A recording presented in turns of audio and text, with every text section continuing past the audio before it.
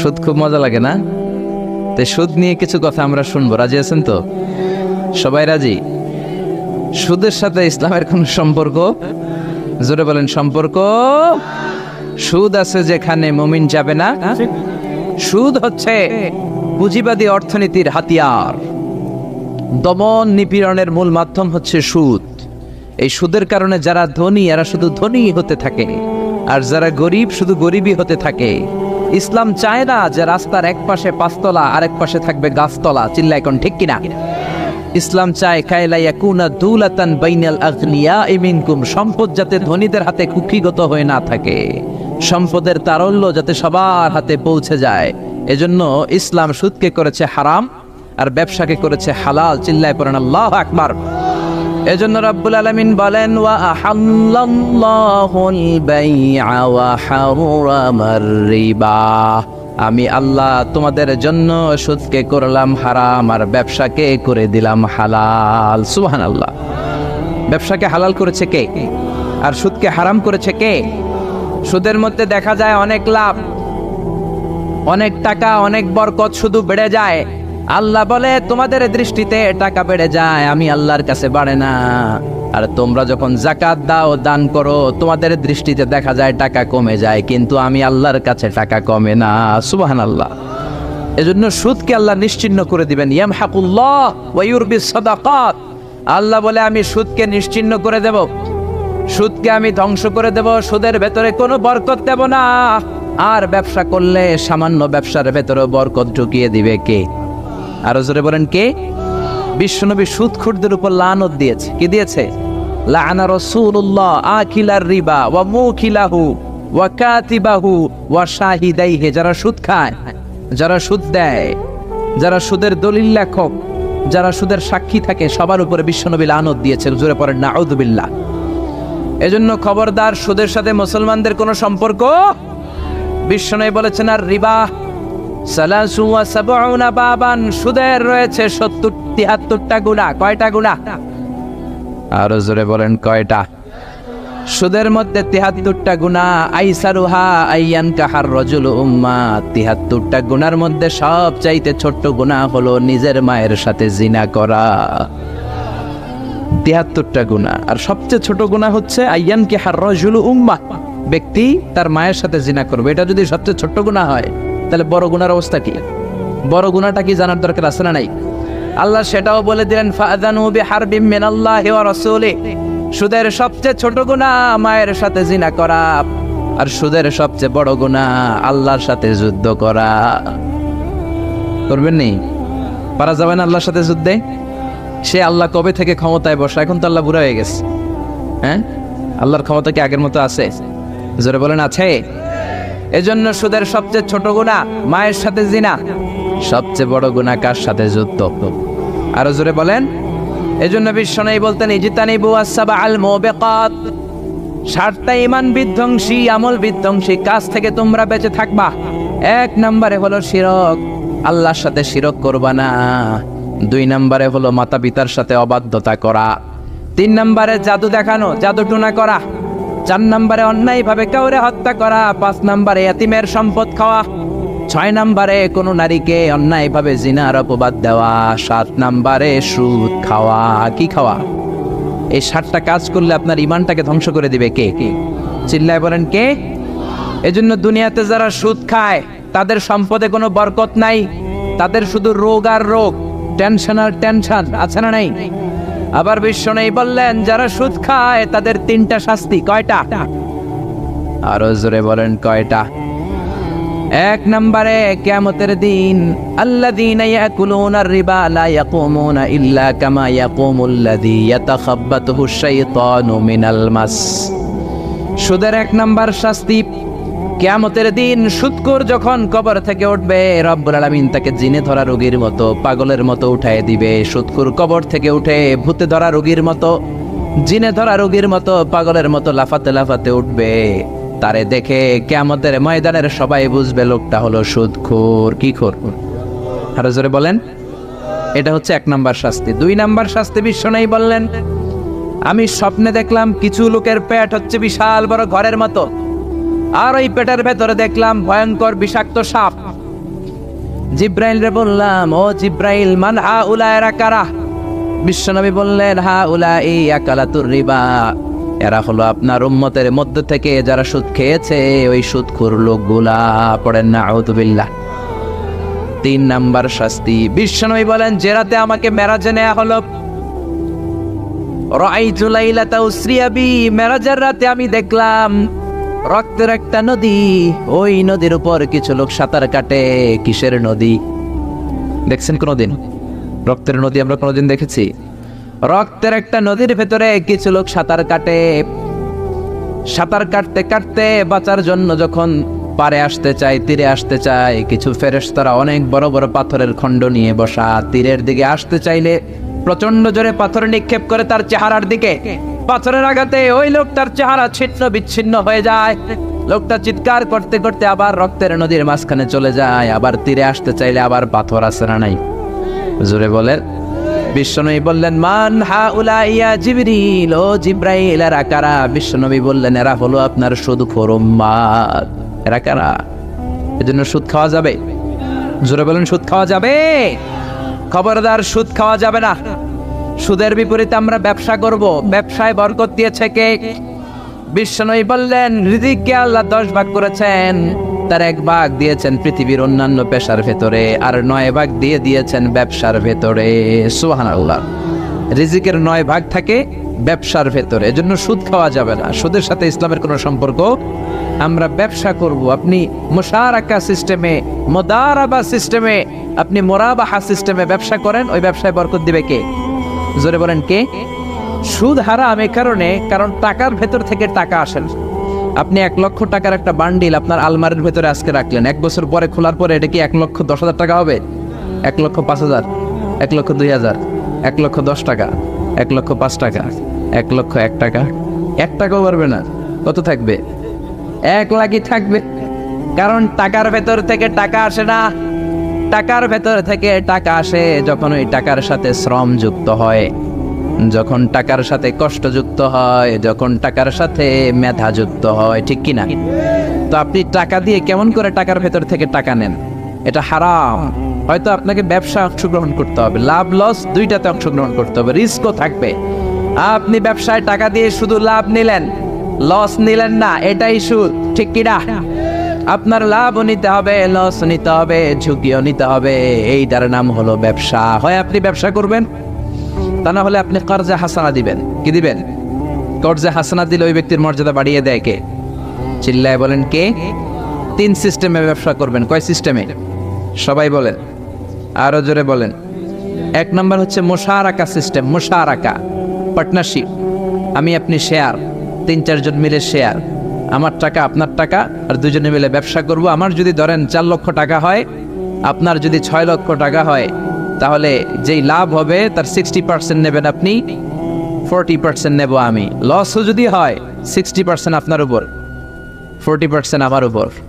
এই ব্যবসাকে বৈধ করেছে কে? আরো জোরে বলেন না। 2 নম্বরে হচ্ছে আল মুদারাবা। মুদারাবাও বৈধ।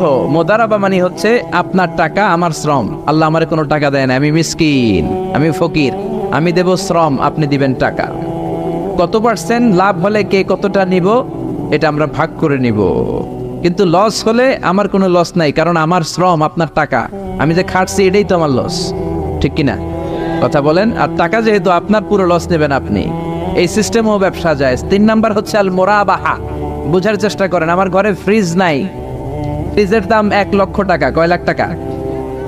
আপনি আমারে বাজার থেকে 1 লক্ষ টাকা দিয়ে একটা ফ্রিজ কিনে আমার কাছে 1,20,000 টাকা বিক্রি করবেন। এটা আমি কিস্তিতে দিব আপনারে, 6 মাসের কিস্তিতে দিব। আপনার লাভ হচ্ছে আপনি 1 লক্ষ টাকা দিয়ে কিনে 1,20,000 বিক্রি করছেন, 20,000 লাভ। আর আমার লাভ হচ্ছে আমার কাছে কোনো টাকা নাই, আমি ফ্রিজের মালিক হয়ে গেলাম, কিস্তিতে দিয়ে 6 মাস পরে আমি টাকাও পূর্ণ করে দিলাম। এটাকে বলে মুরাবাহা। শাহজালাল ইসলামী ব্যাংক, আল রাফা ইসলামী bank, Bangladesh Islamic bank limited, এই 3টার সিস্টেমে আপনাদের সাথে বিজনেস করে। আল মুদারাবা, আল মুশারাকা, আল মুরাবাহা। যেই সিস্টেমে আপনি করেন না কেন, এগুলোর কবুল করে নেবে কে? কিন্তু এগুলো না করে 100 টাকার বান্ডিল দিয়ে বললেন এই নাও 100 টাকার বান্ডিল, এখানে 10,000 টাকা আছে, সুদে লাগালাম, মাসে দিবে 1,000। কয় হাজার? আরো জোরে বলেন। এখন মাস শেষে 1000 দিতে পারে না, ওইটার উপর আবার বাড়তে শুরু করলো। আল্লাহ বলে লা তাকুলু আর রিবা আদাআফাম মুদাআফা, খবরদার চক্রবৃদ্ধি হারে সুদ খেও না, মাহাজনী সুদ খেও না। কার কথা? আরো জোরে বলেন, কথাটা কার? মাহাজনী সুদ খাওয়া যাবে না, চক্রবৃদ্ধি হারে সুদ খাওয়া যাবে না। তাহলে ব্যাংকের সুদ খাওয়া তো যাবে না? ব্যাংকের সুদ খাওয়া যাবে না, ব্যাংকের সুদও হারাম, আর চক্রবৃদ্ধি হারে মাহাজনী সুদ, এটা অনেক ভয়ঙ্কর হারাম। গ্রামে গঞ্জে এরকম আছে না? নেই? 10,000 টাকায় মাসে 1000 টাকা সুদ। কথা কন, কথা কন, কথা কন। আছে, এখন দিতে পারে না, সুদ আবার বেড়ে যায়। এখন 2000 হয়ে গেছে, এরপরের মাসেও দিতে পারে না, 3000 হয়ে যায়। এরপরে কে আসলটা দেয়া লাগবে না, তুই সুদ চালা। কি চালা? সুদ চালাইতে চালাইতে বাড়ি নাই, ভিটা নাই, জমি নাই, টিউবওয়েল নাই, পরনের লুঙ্গিও নাই। আছে না নাই? এটার বলে মহাজনী সুদ, এটার বলে চক্রবৃদ্ধি হারে সুদ।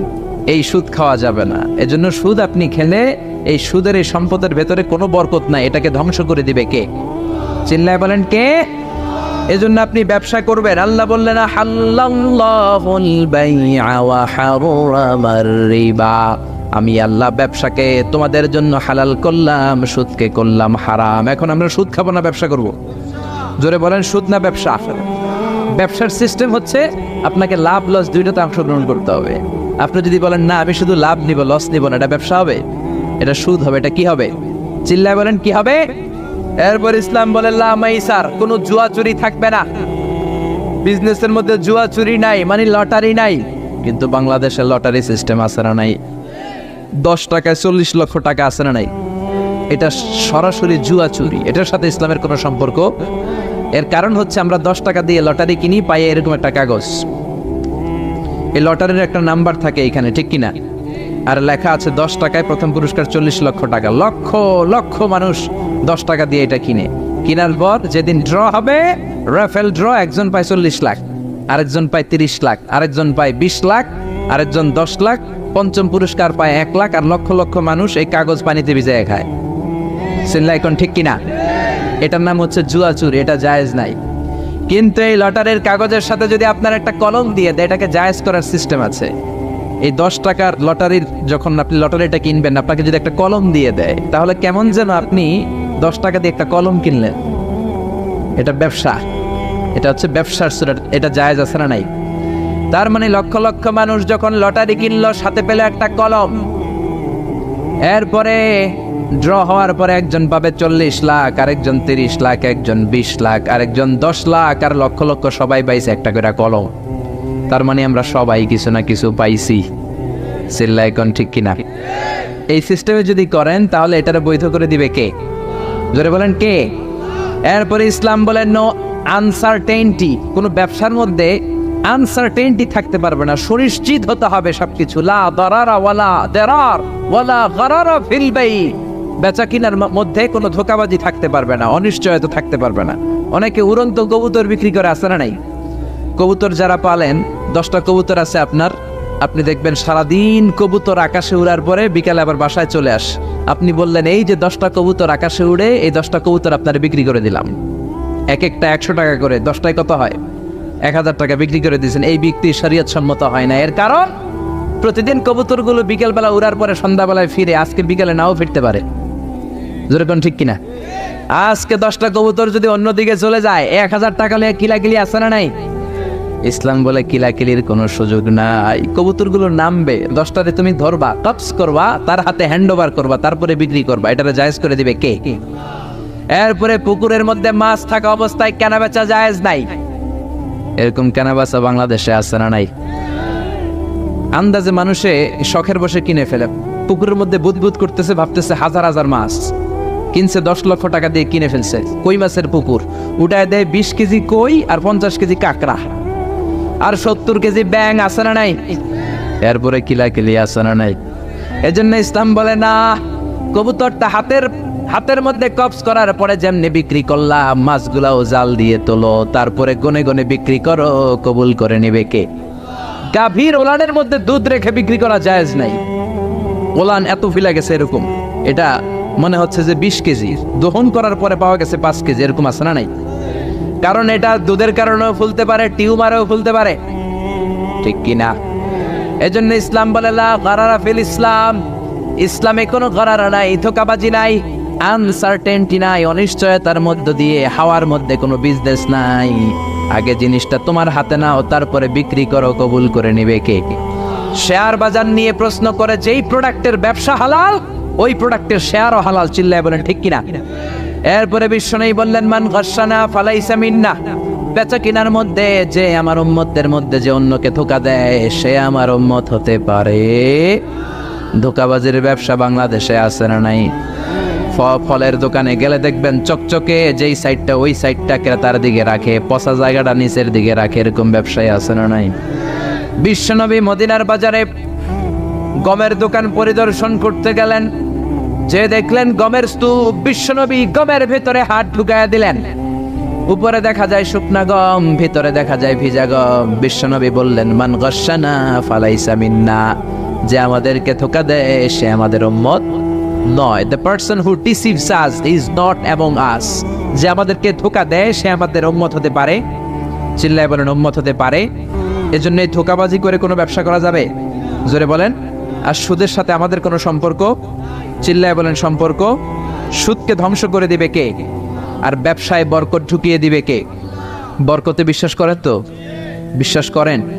অল্পের ভেতরেও বরকত হতে পারে, 1000 কোটি টাকার মধ্যেও বরকত নাও থাকতে পারে, চিল্লায় বলেন ঠিক কিনা?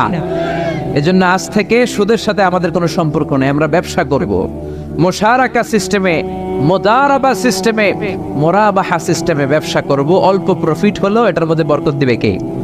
আরো জোরে বলেন কে? আর সুদের ব্যবসা করবেন না তো? কারা কারা আজকে থেকে সুদের কোনো ব্যবসার সাথে জড়িত থাকবেন না? 2 হাত উঁচু করে আমার আল্লাহর দেখা। আল্লাহ আমাদের হাতগুলোকে তুমি কবুল করো, চিল্লায় পড়েন আমিন। সুদের আলোচনা ভালো লাগতেছে না? না একেবারে উপরে এসে পড়ছে না? সুদের সাথে ইসলামের কোনো সম্পর্ক নাই। আল্লাহ সুদ থেকে আমাদেরকে বাঁচাক, আল্লাহ আমাদের হালাল রিজিকে বরকত দিক। আরো জোরে পড়েন আমিন। আমি আমার খুতবার শুরুতে সূরাতু বনী ইসরাইলের ছোট্ট একটা আয়াত তেলাওয়াত করেছি। আসুন এই আয়াতের আলোকে আপনাদের সাথে কিছু কথা শেয়ার করি, যদি আপনারা মনোযোগী হন। শুনবেন শুনবেন শুনবেন শুনবেন। রব্বুল আলামিন বলেন ওয়াকাদা রাব্বুকা আল্লা তা'বুদু ইল্লা ইয়্যাহু ওয়া বিল ওয়ালিদাইনি ইহসানা। আল্লাহ বললেন গোলাম আমার ফয়সালা 2টা, এই 2টা ফয়সালা হলো স্পেশাল ফয়সালা, অনড় ফয়সালা। এই ফয়সালার কোনো নড়চড় নাই, এই ফয়সালার কোনো পরিবর্তন নাই। প্রথম ফয়সালাটা হলো আল্লাহ তা'বুদু ইল্লা ইয়্যা, ইবাদত হবে একজনের, তিনি কে? আল্লাহ ছাড়া অন্য কারো ইবাদত করা যাবে?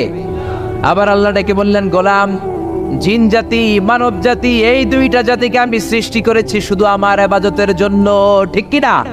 ওয়ামা খালাকাতুল জিন্না ওয়াল ইনসা ইল্লা লিয়াবুদুন, আমি জিন জাতি আর মানব জাতিকে কোনো কাজের জন্য তৈরি করি নাই, কোনো উদ্দেশ্যে বানাই নাই, শুধুমাত্র কেবলমাত্র একমাত্র আমি আল্লাহর ইবাদতের জন্য বানিয়েছি। কার কথা? আরো জোরে বলেন কার? আল্লাহ ছাড়া কারো ইবাদত করা যায় না। এই পৃথিবীতে যত নবী এসেছে, এই পৃথিবীতে যত রাসূল এসেছে, সব নবী রাসূলের একটাই দাওয়াত ছিল, তোমরা ইবাদত করবে একজনের, তিনি কে? ইয়া কওমি ইবুদুল্লাহা মা লাকুম মিন ইলাহিন গায়রু, ও আমার কওমের লোকেরা, ও আমার স্বজাতির লোকেরা, এক আল্লাহ ছাড়া অন্য কারো ইবাদত করো না। জিকির করতে হবে একজনের, চাইতে হবে একজনের কাছে, সেজদা দিতে হবে একজনকে, তিনি কে? আল্লাহ ছাড়া কাউরে সেজদা দেয়া যাবে? আমাদের দেশে মাজারে যে সেজদা আছে না নাই, এই মাজারের নামে যে ভণ্ডামি, এটার সাথে ইসলামের কোনো রিলেশন আছে? সম্পর্ক আছে? এই ভণ্ডামির সাথে ইসলামের কোনো সম্পর্ক? দো দিল বান্দা কালমা চোরে, না পায় শ্মশান না পায় ঘরে, দিন থাকিতে আয়রে পথে ছাইড়া দে ভণ্ডামি ভণ্ডামি ভণ্ডামি ভণ্ডামি, ছাইড়া দে ভণ্ডামি, ঠিক কি না? নামাজ রোজা করে না, ইবলিস শয়তানের নানা, এরকম আছে না নাই? নামাজ রোজা করে না, ইবলিশ শয়তানের নানা, ধর্মের একখান খুঁটি ধইরা কয়দিন করবা হয়রানি। ভণ্ডামি ভণ্ডামি ভণ্ডামি, ছাইড়া দে ভণ্ডামি, ঠিক কিনা? এই জন্য ভণ্ডামির সাথে যারা জড়িত আছো, ভণ্ডামি ছেড়ে দাও, আল্লাহওয়ালা হয়ে যাও। তোমার জীবনে বরকত দিবে কে? তোমার জন্য জান্নাতের দরজা খুলে দিবে কে? এজন্য রব্বুল আলামিন বলেন, ওয়াকাদা রাব্বুকা আল্লা তা'বুদু ইল্লা ইয়্যা ওয়া বিল ওয়ালিদাইনি ইহসানা। আমি আল্লাহর প্রথম ফয়সালা, ইবাদত হবে শুধুমাত্র কেবলমাত্র একজনের, তিনি কে?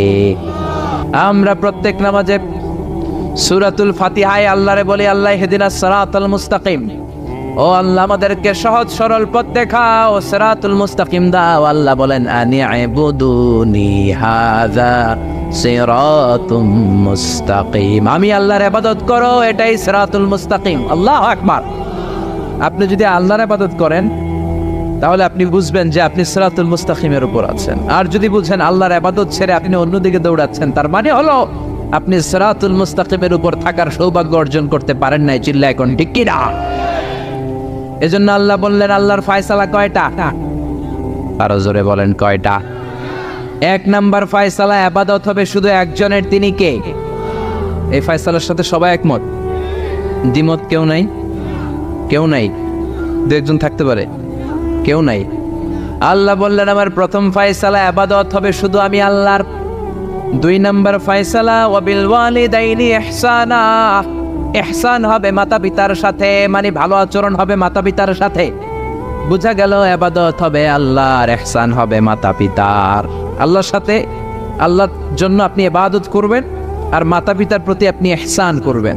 ইহসান মানে সদাচরণ, ইহসান মানে খেদমত, ইহসান মানে তাদের জন্য খরচ করা, ইহসান মানে আপনার সব সম্পদ তাদের পায়ের সামনে, আপনার সব ক্ষমতা তাদের পায়ের সামনে বিলিয়ে দেয়া, বিছিয়ে দেয়া। চিল্লায় এখন ঠিক কিনা? এজন্য আল্লাহ বললেন, আমার দুই নাম্বার ফয়সালা, ওয়া বিল ওয়ালিদাইনি ইহসানা, মাতা পিতার সাথে ইহসান করবা। আমরা বললাম, আল্লাহ আপনার জন্য ইবাদত হবে, এটা আমরা বুঝলাম, মাতা পিতার সাথে ইহসান কেমন করে হবে এটা আমরা বুঝলাম না। আল্লাহ বললেন, ইহসান কাকে বলে যদি না বোঝো তাহলে বুঝে নাও, ইম্মা ইয়াবলুগান্না ইনদাকাল কিবারা আহাদুহুমা আও কিলাহুমা ফালা তাকুল লাহুমা উফ। আল্লাহ নিজেই ইহসানের ব্যাখ্যা দিচ্ছেন। আল্লাহ বললেন, ইহসানের প্রথম তাফসীর হলো, আব্বা আম্মা একজন কিংবা দুইজন যখন বার্ধক্যে উপনীত হয়ে যায়, যখন বয়সে পৌঁছে যায়, খবরদার তাদের কোনো কাজে তুমি নাক ছিটকাতে পারবা না, তাদের কোনো কাজে নাক ছিটকাতে পারবে না, তাদের কোনো কাজে এমনকি উফ শব্দটাও বলা যাবে না। চিল্লা এখন ঠিক কিনা? কারণ আমরা যখন ছোট ছিলাম বাবা মারে কষ্ট দিয়েছি কি দেই নাই? আপনার কত বছর আগের ঘটনা মনে আছে? আপনার বয়স যখন 3 তখন আপনি কি করছিলেন মনে আছে? তো ওইটাই যদি মনে না থাকে, বয়স যখন 2 ছিল ওগুলা মনে আছে? বয়স যখন 1 ছিল ওগুলো মনে আছে? জ্বালাতনটা তো ওই সময় বেশি করছে। চিল্লা এখন ঠিক কিনা? শীতের রাত, আমাকে নিয়ে আমার মা ঘুমালো, আমাকে রেখেছে ডান দিকে, পেশাব করে ডান পাশটা আমি ভিজিয়ে দিয়েছি। আমার মা আমাকে ঘর থেকে বের করে দেয় নাই, শীতের রাতে বাম দিকে আমাকে শোয়ালো। কনকনে মাঘ মাসের শীতের রাতে বাম পাশটাতেও পেশাব করে ভিজিয়ে দিলাম, আমার মা আমারে ঘর থেকে বের করে দেয় নাই। আমার মা তার বুকের মাঝখানে রেখে ঘুমাতে শুরু করেছে। মাঘ মাসের শীতের রাত 3টার দিকে পেশাব করে মায়ের বুকটাও আমি ভিজিয়ে দিয়েছি, জামাটাও ভিজিয়ে দিয়েছি। মা 3টার দিকে উঠে নতুন শাড়ি পরে, নতুন জামা পরে, আগের ভিজা পেশাব মাখানো জামাটাকে চেঞ্জ করে আবার আমাকে নিয়ে ঘুমিয়েছে। আমাকে ঘর থেকে বের করেছে নাকি? জোরে বলেন। এজন্য আল্লাহ বুঝাতে চাইলেন, গোলাম ছোট্টবেলা যেমনি কষ্ট দিয়েছো, মা বাবা রেগে যায় নাই, তোরে লাথি মেরে ঘর থেকে তাড়ায় দেয় নাই, তোরে এতিমখানায় দেয় নাই। মা বাবা বয়সে যখন উপনীত হয়ে যায়, বার্ধক্যে যখন পৌঁছে যায়, ওই মা বাবারে খবরদার বৃদ্ধাশ্রমে দিয়ে আসবি না। বৃদ্ধাশ্রম বাংলাদেশে আছে না নাই? ছেলে আমার মস্ত মানুষ, মস্ত অফিসার, মস্ত ফ্ল্যাটে যায় না দেখা এ পারে ও পার, নানান রকম জিনিস আর আসবাব দামি দামি, সবচেয়ে কম দামি ছিলাম একে মাত্র আমি। ছেলের আবার আমার প্রতি অগাধ সম্ভ্রম, আমার ঠিকানা তাই বৃদ্ধাশ্রম। ঠিক কি না? অনেক কপাল পোড়া আছে, ডাকাত আছে, মা বাবা বার্ধক্যে উপনীত হওয়ার পরে তাদের কর্মকাণ্ডে নাক ছিটকায়, ঘরে আর বাবা মারে রাখতে মনে চায় না, বৃদ্ধাশ্রমে রেখে আসে। এরকম ডাকাত আছে রাড়াই। বাবা মারে বৃদ্ধাশ্রমে দেয়া যাবে? চিল্লায় বলেন দেয়া যাবে? যেই বেয়াদব গুলো, যেই ডাকাত গুলো মার বাবারে বার্ধক্যে উপনীত হলে, বয়স হয়ে গেলে বৃদ্ধাশ্রমে দিয়ে আসে, ওই বেয়াদবটা বুড়া হলে ওর কপালে বৃদ্ধাশ্রম জুটবে না। চিল্লায় এখন ঠিক কিনা? ভাঙ্গা থালা হাতে নিয়ে তুই ভিক্ষা করে খাবি। চিল্লায় এখন ঠিক কিনা?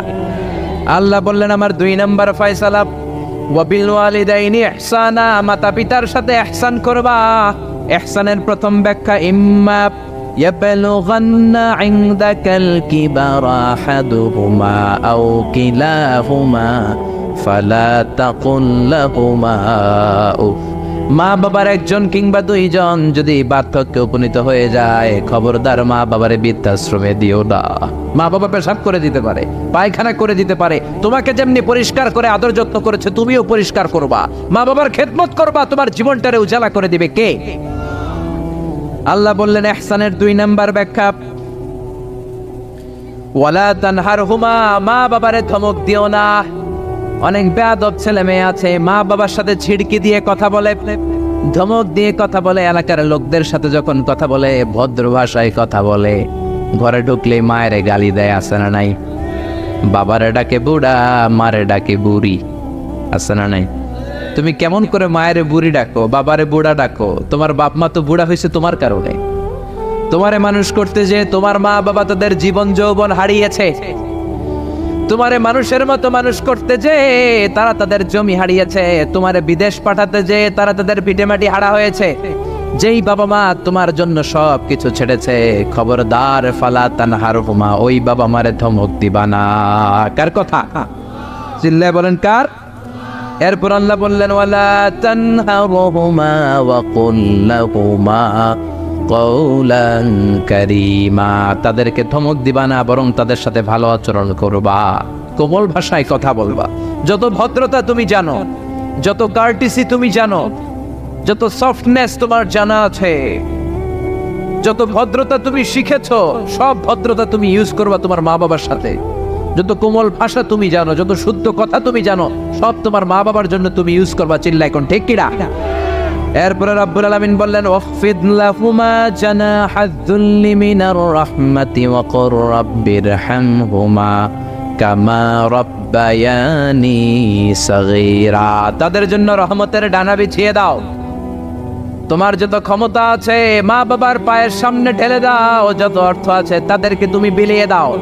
আর বাবা মা 1 জন কিংবা 2 জন যদি দুনিয়া ছেড়ে বিদায় নেয়, তাদের কবরের সামনে দাঁড়িয়ে চোখের পানি ছেড়ে পড়তে আরম্ভ করে দাও, রব্বিরহামহুমা কামা রাব্বায়ানি সাগীরা ওয়া কুর রাব্বিরহামহুমা কামা রাব্বায়ানি সাগীরা। ও আল্লাহ, ছোট্টবেলা বাবা মা যেমনি আমার আদর দিয়ে সোহাগ দিয়ে কাছে টেনে নিয়েছে, কিয়ামতের দিন কবরের ভেতরে তুমিও আমার বাবা মারে আদর করে কাছে টেনে নিও।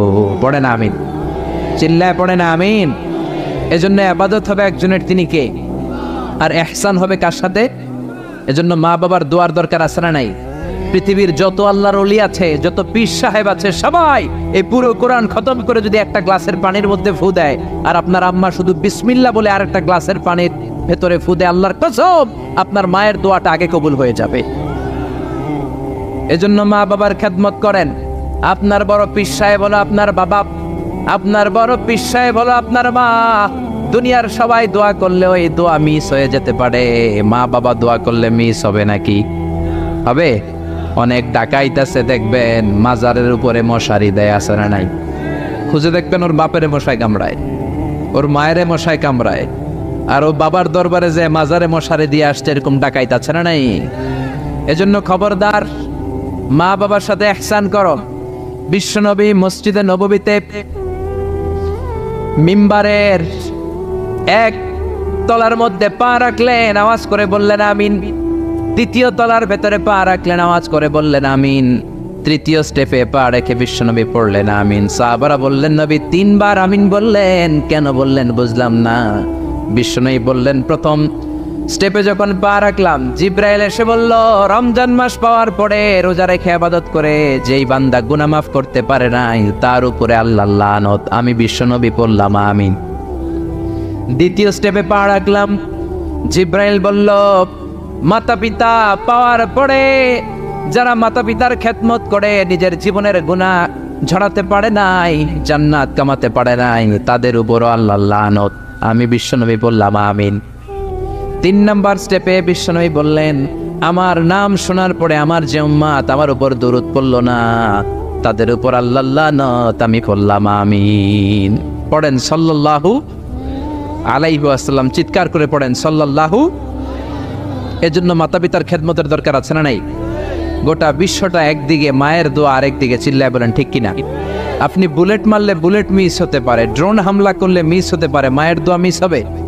জোরে বলেন মিস হবে? এক সাহাবী বলল নবী আইয়ুল আমালে আফদাল, সবচেয়ে সেরা আমল কোনটা? বিশ্বনবী বললেন সবচেয়ে সেরা আমল হলো আসসালাতু ফি ওয়াক্তিহা, সময় মতো নামাজ পড়া। 2 নম্বরে বললেন বিররুল ওয়ালিদাইন, মাতা পিতার খেদমত করা। 3 নম্বরে বললেন আল জিহাদু ফি সাবিলিল্লাহ, আল্লাহর রাস্তায় জিহাদ করা। তার মানে পৃথিবীর শ্রেষ্ঠতম 3টা আমলের মধ্যে মাতা পিতার খেদমতের আমলটাও আছে রাডাই। মাতা পিতার খেদমত এটা সবচেয়ে ভালো আমল। আরেক হাদিসে বিশ্বনবী বললেন এটা জিহাদের চেয়ে বেশি সওয়াবওয়ালা। এক সাহাবী বললেন নবী আস্তাযিনুকাল জিহাদ, আমি জিহাদে যেতে চাই, অনুমতি দেন। বিশ্বনবী বললেন তোমার বাবা মা কেউ বেঁচে আছে নাকি? সাহাবী বললেন বেঁচে আছে। বিশ্বনবী বললেন ফাফিহিমা ফাজাহিদ, যাও বাবা মার খেদমত শুরু করে দাও। বাবা মার খেদমত করলে ঘরে বসেই জিহাদের সওয়াব পাবা, ঘরে বসেই জিহাদের সওয়াব পাওয়া যাবে। রিদার রাব্বি ফি রিদাল ওয়ালিদ ওয়া সাখাতুহু ফি সাখাতিল ওয়ালিদ, বাবা মা খুশি তো আরশের মালিক খুশি, বাবা মা না খুশ তো আরশের মালিকও না খুশ। চিল্লায় কোন ঠিক কিনা? এজন্য বিশ্বনবী বলতেন তোমাদের প্রত্যেকের ঘরের ভেতরে 2টা জান্নাত আছে, কারণ জান্নাতে 2টা স্পেশাল দরজা আছে। একটা দরজার নাম হলো আল আব মানে আব্বা, আরেকটা দরজার নাম হলো আল উম মানে আম্মা। একটা দরজার নাম বাবা, আরেকটার নাম মা। এজন্য বিশ্বনবী বলেন এই 2টা দরজার সাথে তোমরা কি আচরণ করবা তোমাদের ডিসিশন। ওমা জান্নাতুকা ওয়া নারুক, বাবা মাই তোমার জান্নাত, বাবা মাই তোমার জাহান্নাম। বাবা মার সাথে ভালো আচরণ করলে 8টা জান্নাতের দরজা তোমার জন্য খুলে দিবে কে? আর খারাপ আচরণ করলে জাহান্নাম আছে না নাই? তোমার বাবা মা যদি কাফের হয়, হিন্দু হয়, বৌদ্ধ হয়, তারপরও ভালো আচরণ করবা, ঠিক কি না? বাংলার জমিনে এরকম অনেক হিন্দু ফ্যামিলি আছে, হিন্দু ইয়াং ছেলে মুফাসসিরে কোরআনের তাফসীর শুনে হাতে হাত রেখে কালিমা পড়ে মুসলমান হয়ে গেছে, আছে না নাই? কিন্তু মা তো মুসলমান হয় নাই, বাবা তো মুসলমান হয় নাই, বাপ মা হিন্দুই রয়ে গেছে। তো বাপ মা হিন্দু, ছেলে মুসলমান, তুমি কি মা বাবার সাথে খারাপ আচরণ করতে পারবা? কথা বলেন। মা বাবা হিন্দু হোক, নাস্তিক হোক, বৌদ্ধ হোক আর খ্রিস্টান হোক, মা বাবার দোয়া নিতে হবে, আশীর্বাদ নিতে হবে। চিল্লা এখন ঠিক কিনা? বিশ্বনবী শালী নাম কি বলেন তো, কেউ জানেন বিশ্বনবী শালীর নাম কি? আসমা, মাশাআল্লাহ, আসমা বিনতে আবি বকর বিশ্বনবী শালী। উনি মুসলিমা কিন্তু উনার মা ছিল মুশরিকা। বিশ্বনবীরে বললেন নবী আমি মুসলিমা কিন্তু আমার মা মুশরিকা কাফেরা, এখন আমি কি করব? আমার মায়ের সাথে কি ভালো আচরণ করব নাকি? বিশ্বনবী বললেন খবরদার, মা মুশরিক হোক কাফের হোক তারপরেও তোমার মা, ঠিক কি না? সিলিহা, দোয়া দাও, ভালো আচরণ করো, সম্পর্কটারে মিলায় রাখো, তোমার জান্নাতে ঢুকাই দিবে কে? 3 জিনিসের দিকে তাকালেই সওয়াব। 3টা জিনিসের দিকে তাকানোর সাথে সাথে আপনার আমলনামায় সওয়াব দিবে কে? 1 নাম্বার নাযার ইলাল কোরআন, কোরআনের দিকে যখন নজর করে তাকাবেন আপনার আমলনামায় সওয়াব দিবে কে? সুবহানাল্লাহ কইতে মনে চায় না? 2 নম্বরে কাবা, কাবার দিকে তাকালে সওয়াব দেয় কে? 3 নম্বরে নাযার ইলা ওয়াজহিল ওয়ালিদাইন, মাতা পিতার চেহারার দিকে নজর করে তাকালে সওয়াব দেয় কে? এজন্য বিশ্বনবী বললেন সালাসু দাওয়াতিন মুস্তাজাবাত, তিন ব্যক্তির দোয়া কোনোদিন আল্লাহ ফিরায় না। এক নম্বরে দাওয়াতুল মুসাফির, মুসাফিরের দোয়া। আপনি সফর করেন না মাঝে মাঝে, কক্সবাজারে যাচ্ছেন, সিলেট যাচ্ছেন, এই যে গাড়ির মধ্যে বসে আছেন, ওই সময় আপনি দোয়া করবেন বেশি বেশি। ওই সফর অবস্থায় দোয়া করলে ওই দোয়া কবুল করে কে? দুই নম্বরে দাওয়াতুস সাইম, রোজা রেখে দোয়া করলে কবুল করে কে? তিন নম্বর দাওয়াতুল ওয়ালিদাইনি লিওয়ালাদিহি, মাতা পিতা যখন চোখের পানি ছেড়ে হাত দুইটা তুলে আল্লাহর কাছে ছেলে মেয়েদের জন্য দোয়া করে, ওই দোয়াটাও কবুল করে কে? এজন্য সবার আগে দোয়া চাইবেন মা বাবার কাছে। কার কাছে? আমাদের কাছে অনেকে দোয়া চায়, আমরা বলি আরে তোমার মায়ের কাছে চাও, তোমার আব্বার কাছে চাও। আমার দোয়া তোমার জন্য কবুল হতেও পারে, নাও হতে পারে, কিন্তু তোমার মা তো তোমার জন্য মুস্তাজাবুদ দাওয়া, তোমার বাবা তো তোমার জন্য মুস্তাজাবুদ দাওয়া। তোমার মা হাতটা তোলার সাথে সাথেই কবুল। চিল্লায় কত সুবহানাল্লাহ। একজন বাবা এবং মা ছেলে মেয়েদের জন্য কতটা কষ্ট সহ্য করে, কতটা জ্বালা যন্ত্রণা সহ্য করে, বাবা মা না হওয়ার আগে এটা কেউ বুঝবে? আপনি শুধু ওয়াজ শুনতে পারবেন, কিন্তু বুঝবেন তখন যখন একটা ছেলে হবে, যখন একটা মেয়ে হবে, ঠিক কি না? এজন্য বিশ্বনবী বলতেন আল জান্নাতু তাহতা আকদামি উম্মাহাতিকুম। ও দুনিয়ার মানুষেরা শোনো শোনো, যেই জান্নাতের জন্য তোমরা পাগল, যেই জান্নাতের বর্ণনা শুনলে তোমাদের হৃদয় ঠান্ডা হয়ে যায়, যেই জান্নাতে যাওয়ার জন্য তোমরা ইবাদত করো, ওই জান্নাত থাকে তোমাদের মায়ের পায়ের তলায়। এই দুনিয়ার পুরুষ মানুষদের পায়ের নিচে থাকে জুতা, জুতার নিচে থাকে বালি, আর এই দুনিয়ার এক একটা মহিলার পায়ের নিচে থাকে তার ছেলে মেয়েদের জান্নাত। ওগো মা তুমি এই ধরনের শ্রেষ্ঠ নেয়ামত, তোমারই পদতলে রয়েছে জান্নাত। ওগো মা তুমি এই ধরনের শ্রেষ্ঠ নেয়ামত, তোমারই পদতলে রয়েছে জান্নাত। সুবহানাল্লাহ পড়েন। এই পৃথিবীটারে 100 বার বিক্রি করলে যে টাকা হবে, ওই টাকা দিয়ে জান্নাতের একটা চেয়ারের দাম হবে? সবাই বলেন হবে না। আচ্ছা, এই পৃথিবীটারে 5000 বার বিক্রি করলে যেই মূল্য বা টাকা পাওয়া যাবে, ওই টাকা দিয়া জান্নাতের একটা টেবিল কিনা যাবে? আর যেই 8টা জান্নাত মায়ের পায়ের নিচে পড়ে আছে, ওই পা দুইটার দাম আল্লাহর কাছে বেশি না কম? জোরে বলেন বেশি না কম? এই জন্য এক সাহাবী বললেন, নবী মান আহাক্কু বিহুসনি সাহাবাতি ইয়া রাসূলুল্লাহ, এই দুনিয়ায় এত মানুষ, এত বন্ধু, এত সাহাবী, এত লোক, কার সাথে ভালো আচরণ করব? বিশ্বনবী বললেন উম্মুকা, তোমার মায়ের সাথে। সুম্মা মান, তারপরে কার সাথে? তোমার মায়ের সাথে। তারপরে কার সাথে? তোমার মায়ের সাথে। 3 বার। আর এক হাদিসে আছে 4 বার বললেন তোমার মায়ের সাথে, 5ম বার বললেন তোমার পিতার সাথে। সুবহানাল্লাহ। মায়ের মর্যাদা 4 গুণ বেশি। কয় গুণ? এর কারণ আল্লাহ কোরআনে বলে দিলেন সূরা লোকমানে, হামালাতহু উম্মুহু। মায়ের মর্যাদা এত বেশি হওয়ার কারণ হলো, বাবা তোমারে পেটে ধরে নাই, পেটে ধরেছে কে? ওয়াহানানা আলা ওয়াহান, 10 মাস 10 দিন বাবা কষ্ট সহ্য করে নাই, করেছে কে? ওয়াফিসালুহু ফি আমাইন, 2 বছর বাবা তোমারে দুধ খাওয়ায় নাই, দুধ খাওয়ালো কে? কত লিটার দুধ, কত গ্যালন দুধ, কত কেজি দুধ মায়ের বুক থেকে আপনি খেয়ে খেয়ে সাবার করছেন 2 বছরে, কোনো হিসাব আছে?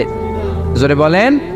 বিশ্বনবী বললেন লাউ কাতাআতা জিলদাক, তোমার চামড়াটা কেটে কেটে রোদে শুকিয়েও যদি মায়ের 2 পায়ের 2টা জুতা বানিয়ে দাও, ছোট্টবেলায় 1 ঢোক দুধ যে তুমি খেয়েছো, সেই 1 ঢোক দুধের শোধ আদায় হবে নাকি? মায়ের একেধারে দুধের দাম, কাটিয়া গায়ের চাম, পাপোশ বানাইলেও ঋণের শোধ হবে না। এমন দরদি ভাবে কেউ হবে না আমার মা গো, এমন দরদি ভাবে কেউ হবে না আমার মা গো। পড়েন না আল্লাহু আকবার। বিশ্বনবীর সাহাবী নাম হলো আলকামা। কি নাম? সবাই বলেন কি নাম? আলকামা বিশ্বনবীর সাহাবী। ইন্তেকালের আগে আলকামার জিহ্বা দিয়ে কালেমা বেরোয় না। 3 দিন যাবত বিছানায় পড়ে আছে, মুমূর্ষ, মরে যাবে, কিন্তু জিহ্বা দিয়ে কালেমা বেরোয় না। বিশ্বনবী বলেছেন লাকিনু মাউতাকুম লা ইলাহা ইল্লাল্লাহ, তোমরা মরণের আগে তোমাদের মুমূর্ষ রোগী মৃতদের সামনে লা ইলাহার তালকিন দাও। যখন দেখবেন আপনার চাচার রুহুটা বের হয়ে যাচ্ছে, দাদার রুহুটা বের হয়ে যাচ্ছে, বাবার রুহু বের হয়ে যাচ্ছে, তার শিওরের সামনে, কানের সামনে বসে পড়তে আরম্ভ করবেন, লা ইলাহা লা ইলাহা ইল্লাল্লাহু মুহাম্মাদুর রাসূলুল্লাহ সাল্লাল্লাহু। কিন্তু বলবেন না এই কালেমা পড়ো, কালেমা পড়ো, কালেমা পড়েন, কালেমা পড়েন, এগুলো বলবেন, শুধু তালকিন দিবেন। ওটা থেকেই উনি বুঝবেন, কারণ মৃত্যুর একটা কষ্ট আছে না নাই? মৃত্যুর যন্ত্রণায় সে অস্থির, আপনি জোরাজুরি করতেছেন কালেমা পড়, সে যদি বলে না পড়বো না, ঝামেলা আছে না নাই? এজন্য কানের সামনে শুধু তালকিন দিবেন। বিশ্বনবী বললেন, লাকিনু মাউতাকুম লা ইলাহা ইল্লাল্লাহ, তোমাদের মৃতদের সামনে, মুমূর্ষদের কানের সামনে শুধু লা ইলাহা পড়বা। ওনার বিবি, ওনার আত্মীয়রা আলকামা নামক সাহাবীর কানের সামনে লা ইলাহা পড়ে 3 দিন ধরে কালেমা বের হয় না। কখন যেন মরে যায়, বিশ্বনবীর কাছে পাঠানো হলো। বিশ্বনবী সুহাইব আর বেলাল 2 জন সাহাবীকে পাঠালেন, তারা যেও কালেমার তালকিন দিল, কিন্তু মুখ দিয়ে কালেমা বের হয় না। বিশ্বনবী আলকামার বিবিরে ডেকে পাঠালো, ও বিবি, আলকামার বিবি, তোমার স্বামী কেমন ছিল? বলে, আমার স্বামী অনেক বড় আল্লাহর ওলি ছিল, নামাজ ছাড়তো না, তেলাওয়াত ছাড়তো না, জিকির ছাড়তো না। বিশ্বনবী বললেন, আলকামার বাবা মা কেউ বেঁচে আছে নাকি? বিবি বলে, আলকামার মা বেঁচে আছেন, ডাকো। আলকামার মা আসার পরে বিশ্বনবী বললেন, আপনার ছেলে কেমন ছিল? নামাজ পড়তো নাকি, রোজা করতো নাকি, জিকির করতো নাকি? আলকামার মা বলে, সবই করতো। আপনার সাথে কেমন আচরণ করতো? এটা বলার পরে মা আর কথা বলে না, শুধু চোখের পানি ছাড়ে। আলকামার মা বলে, নবী, আলকামার ব্যাপারে আমার মনে অনেক দুঃখ, কোনোদিন আমার কথা শুনে নাই, শুধু বিবির কথা শুনতো, বউরে প্রাধান্য দিত, আমার যত্ন নিত না, আমার কথা বেশি শুনতো না, এজন্য আমার মনে আলকামার ব্যাপারে অনেক জ্বালা। বিশ্বনবী বললেন, আপনার ছেলেরে মাফ করে দেন। রাগের চোটে আলকামার মা বলে, না, আমি মাফ করব না। বিশ্বনবী বললেন, ও সাহাবারা, লাকড়ি আনো, আগুন জ্বালাও, আলকামারে আমরা আগুনের উপর নিক্ষেপ করব। আগুন জ্বালানো হলো, সব সাহাবারা আলকামাকে ধরে আগুনের মধ্যে ফেলবে। ইন দ্য মিন টাইম দুঃখিনী মা বিশ্বনবীর পায়ের সামনে এসে বলে, ও নবী, আমার কলিজার টুকরাটারে আগুনে ফেলবেন না। ও নবী, আমার মনে আর কোনো জ্বালা নাই, আমার মনে আর কোনো দুঃখ নাই, আলকামা তো আমার নার ছেড়া ধন। 10 মাস 10 দিন আমার পেটে ছিল, আমার দেহ থেকে নিউট্রিশন নিয়ে, খাদ্য পুষ্টি নিয়ে আলকামা বড় হয়েছে। বেয়াদবি করেছে, কি হয়েছে? আমি আলকামারে মাফ করে দিলাম গো নবী। আলকামার মা, আলকামার শিওরের সামনে দাঁড়িয়ে যখন মাফ করার ঘোষণা দিয়েছে, বিশ্বনবী সাক্ষী, সাহাবারা দাঁড়িয়ে আছে। আলকামা চিৎকার করে পড়তে আরম্ভ করলো, লা ইলাহা ইল্লাল্লাহু মুহাম্মাদুর রাসূলুল্লাহ সাল্লাল্লাহু আলাইহি ওয়াসাল্লাম। আল কালিমা তাইয়্যিবা চিৎকার করে পড়ার সাথে সাথে তার রূহ কবজ হয়ে গেল। চিল্লায় পড়েন, আল্লাহু আকবার। এজন্য মায়ের দোয়া বড় দোয়া, বাবার দোয়া বড় দোয়া। মা বাবা দোয়া করলেও কবুল, বদদোয়া করলেও কবুল। মা বাবার শুধু যদি দোয়াটাই কবুল হতো তাহলে টেনশন নাই, দোয়া করে না তো কি হয়েছে। কিন্তু বদদোয়া করলেও কবুল করে নেয় কে? দোয়া করলেও কবুল, বদদোয়া করলেও। সৈয়দনা ইব্রাহিম আলাইহিস সালাম সৈয়দনা ইসমাঈল আর হাজরাকে, আরবিতে নাম হলো হাজার, রেখে গেলেন মক্কায়। ওনার বিবি হাজরা ইন্তেকাল করলো, ছোট্ট দুধের শিশু, ওনার পায়ের ধাক্কায় জামজামের পানি বের হলো, বড় হতে লাগলেন।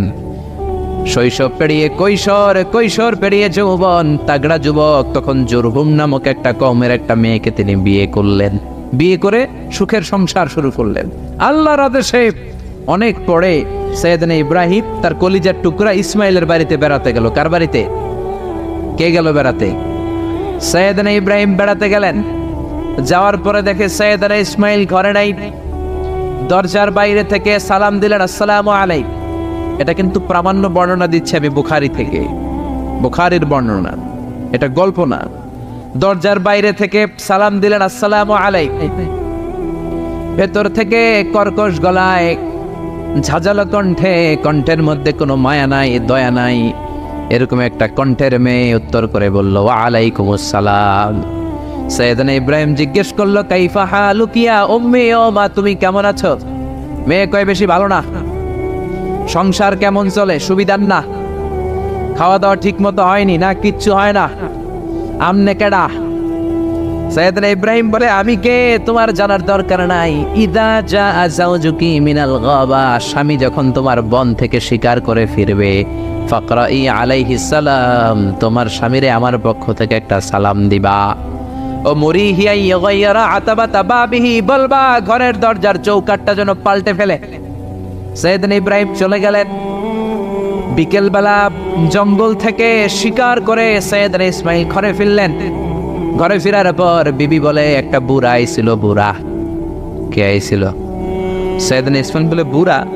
বুড়া মানুষ আবার আমার ঘরে আসবে কেন? কেন আসছে? আপনারে সালাম দিছে। ওয়ালাইকুম আসসালাম। আর কি বলছে? বলেছে আপনি যেন ঘরের দরজার চৌকাঠ পাল্টে ফেলেন। ও মিয়া, চোর বোঝে চোরের সিগন্যাল, পুলিশ বোঝে পুলিশের সিগন্যাল, নবী বোঝে নবীর সিগন্যাল, ঠিক কিনা?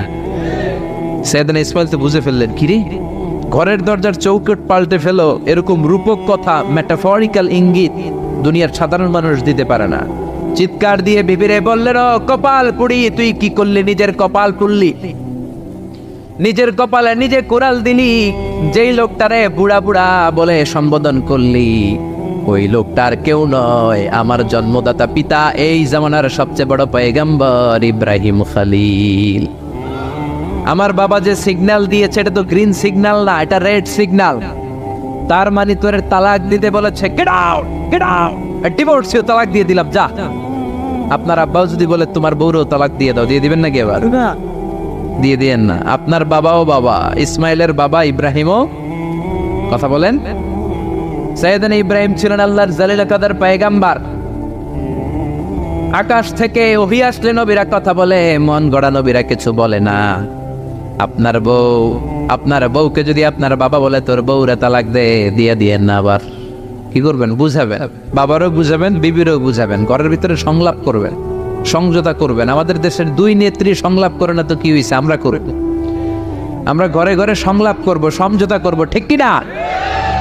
মিলায়ে দিবেন, মিলায়ে দিলে বরকত আসরা নাই। কেউ ঝগড়া লাগলে মিলাবেন, মারামারি লাগলে মিলাবেন। কেউ যদি আরেকজনরে মারতে যায়, উদ্ধত হয়, মিলায়ে দিবেন। যারা মিলায়ে দেয় তাদের মর্যাদা বাড়ায় দেয় কে? কিন্তু সমাজের কিছু দুষ্ট চরিত্রের লোক আছে, দুইজন যদি মারামারি লাগে আরো লাগায়া দেয়, আছে না নাই? আগুন লাগলে আপনারা কি ডালেন? অনেকে তেল ডালে, আছে না নাই? এখন আগুন লাগলে কি তেল ডালবেন না পানি ডালবেন? মিলায়ে দিবেন। বউরেও বুঝাবেন, বাবারও বুঝাবেন, দুইজনরে বুঝায় আস্তে ধীরে আগাবেন। তালাক তো অনেক পরের কথা। ইসলামের দেয়া অনুশাসন যদি আমরা মেনে চলি, কোনোভাবেই তালাক হবে না। স্বামীকে আল্লাহ কিছু দায় দায়িত্ব দিয়েছেন, স্ত্রীকে আল্লাহ কিছু দায় দায়িত্ব দিয়েছেন। এই দুইটা দায়িত্ব যে কত গুরু দায়িত্ব, গোটা বিশ্বব্যাপী এই দায়িত্বের মধ্য দিয়ে বিশ্বটা চলে। পৃথিবীর প্রথম স্বামী ছিলেন সাইয়েদনা আদম, পৃথিবীর প্রথম বউ ছিল হাওয়া। সেখান থেকে স্বামী স্ত্রীর এই জীবন আছে না নাই? স্বামী আর স্ত্রী বানায় যেজন মিস্ত্রি, সে বড় আজব কারিগর, ঠিক কিনা? স্বামী আর স্ত্রী বানায় যেজন মিস্ত্রি, সে বড় জটিল কারিগর। এজন্য এই সম্পর্কটা বড় ভয়ঙ্কর সম্পর্ক, এটাকে মিলিয়ে রাখতে হবে। তালাকের সিস্টেম হচ্ছে, প্রথমে আপনি ফাইদুহুন্না, কোরআন বলে আপনি প্রথমে স্ত্রীকে ওয়াজ করবেন। ঝগড়া হলে কি করবেন? ঘরে ওয়াজ নাই, আছে মারামারি আর কিলাগিলি। ওয়াজ করবেন, ওয়াজেও কাজ হচ্ছে না, বুঝানোর চেষ্টা করবেন, বুঝে না।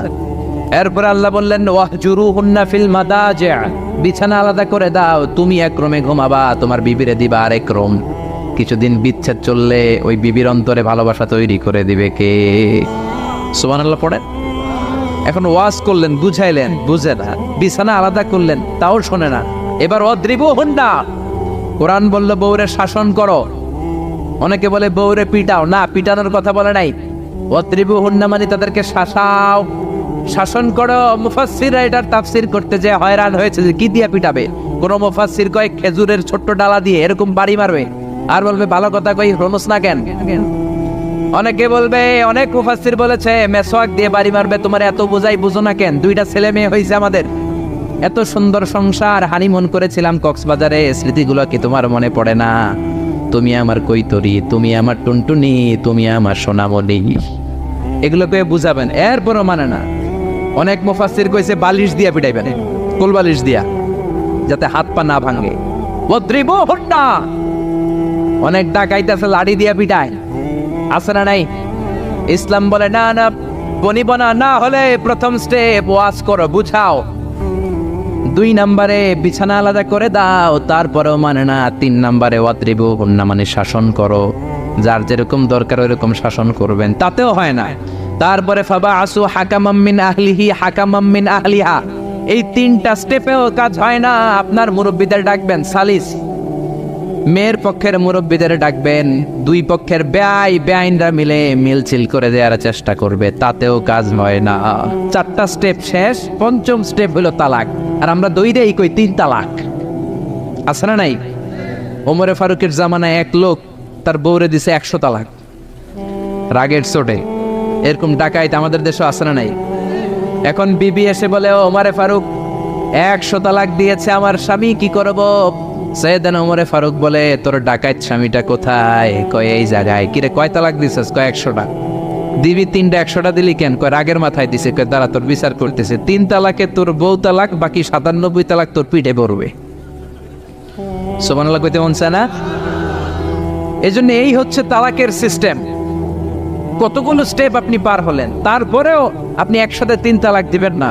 ইসলামের তালাককে 2 ভাগে ভাগ করা হয়েছে, একটা আত-তালাক আস-সুন্নি আর একটা তালাক আল-বিদআই। তালাক আস-সুন্নি মানে সুন্নতি তালাক, আর তালাক আল-বিদআই মানে বেদাতি তালাক। বেদাতি তালাক হচ্ছে রাগের মাথায় 3 তালাক, 14 তালাক, 22 তালাক।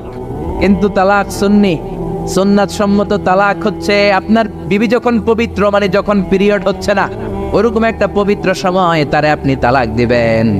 1 মাসের সময় আছে, একটা তালাক দিবেন, 1 মাসের ডিউরেশন, এর মধ্যে বিবির আবার নিয়ে আসতে পারবেন, কোনো সমস্যা নাই। সুবহানাল্লাহ পড়েন। 1 মাস পরেও মানে না, এরপরে দিবেন 2য় মাসের 2য় তালাক, তার মানে আরো 1 মাস, মোট কয় মাস? 2 মাস পরেও মিলমিশ হয় না, তারপরে 3য় মাসে তালাক দিলেন। এই 3 তালাক দেওয়ার পরে বিবি আবাদুল আবাদ আপনার জন্য হারাম হয়ে গেল। কত সুন্দর স্টেপ মেনটেন করে কত দূরে তালাক, আর আমরা দইরেই কই তালাক। এজন্য খবরদার। সৈয়দনা ইসমাইল বললেন, কপাল পুড়লি তুই, যারে বুড়া বলে গালি দিলি আসলে বুড়া নয়, এই লোকটাই আমার বাবা ইব্রাহিম খলিল। আমার বাবা বলেছে তোরে তালাক দিতে, গেট আউট, গেট আউট। তালাক দিয়ে দিলাম তোরে, যা ভাগ। বউ শেষ, নতুন বিয়ে করলো, নতুন সুখের সংসার। 3 বছর পর সৈয়দনা ইব্রাহিম আবার ছেলের বাড়িতে বেড়াতে আসলেন। আজকেও সৈয়দনা ইসমাইল ঘরে নাই। সৈয়দনা ইব্রাহিম আজকে সালাম দিলেন, আসসালামু আলাইক। সৈয়দনা ইব্রাহিম সালাম দিলেন।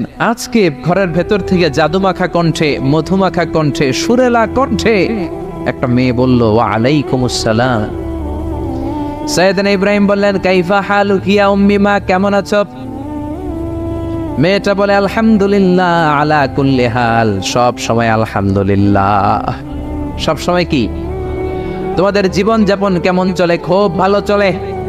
তোমার স্বামী কই? বনে গিয়েছে। এবার মেয়েটা বলে, আপনি কে? সৈয়দনা ইব্রাহিম বলে, আমার পরিচয় দেব না।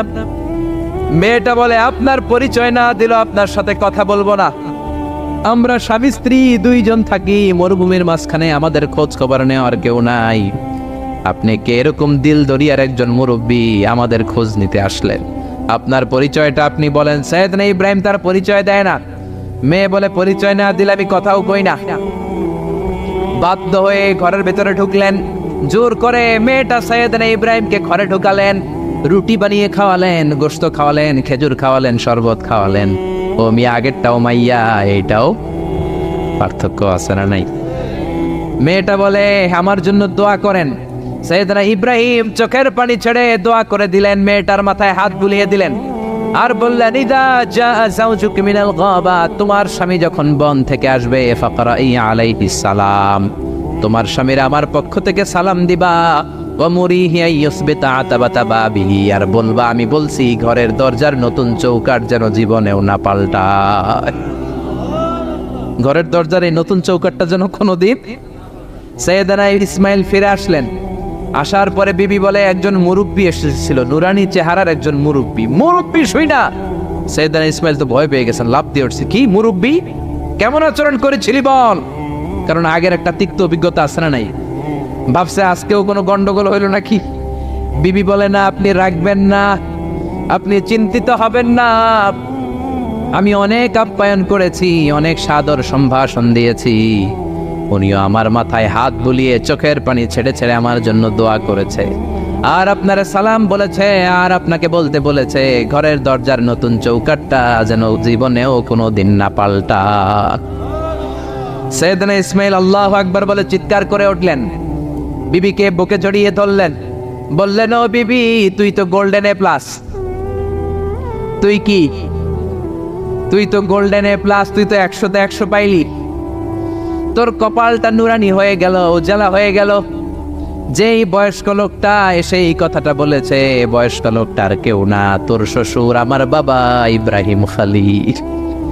আর যেই কথা বলেছে, এই কথাটার মানে হলো তোরে যেন আমি তালাক না দেই, তোর হাতটা যে আমি ধরলাম, এই হাত ধরেই যেন তোরে নিয়ে জান্নাতে ঢুকে যায়। আল্লাহু আকবার। এজন্য বাবার দোয়া, মায়ের দোয়া যার জীবনের মধ্যে আছে, তার জীবনে কোনো ভয় আছে নাকি?